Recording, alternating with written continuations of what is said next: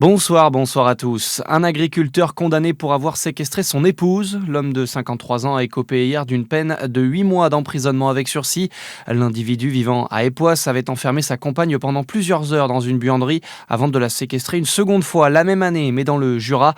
La mère de famille s'était retrouvée enfermée toute une après-midi jusqu'au lendemain dans un chalet où le couple passait ses vacances avec leurs enfants.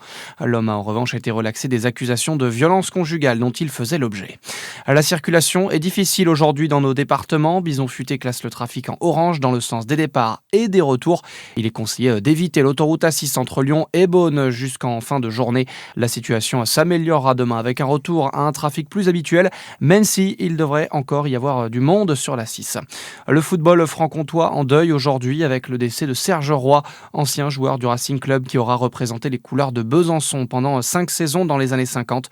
Il était le doyen des internationaux français et avait 93 ans.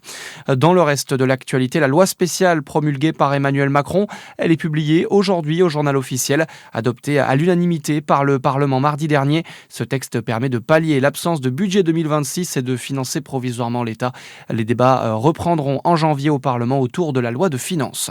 Le président ukrainien en route pour les États-Unis, il va rencontrer Donald Trump demain pour discuter du plan sur la fin de la guerre avec la Russie. La nuit dernière, Moscou a mené une attaque d'ampleur sur la capitale ukrainienne, faisant un mort et 28 blessés. Après ces frappes, Volodymyr Zelensky estime que le Kremlin ne veut pas mettre fin à la guerre.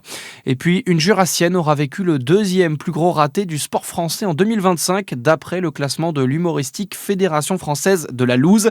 C'était le 23 mars dernier à Oslo, quand la biathlète Lou Jean Monod, au coude à coude pour remporter le globe de cristal, chutera à 500 mètres de la ligne de la dernière course de la saison, offrant la victoire à sa rivale, l'Allemande Franziska Preuss. Voilà pour l'info. Bonne fin de journée à tous sur Fréquence Plus.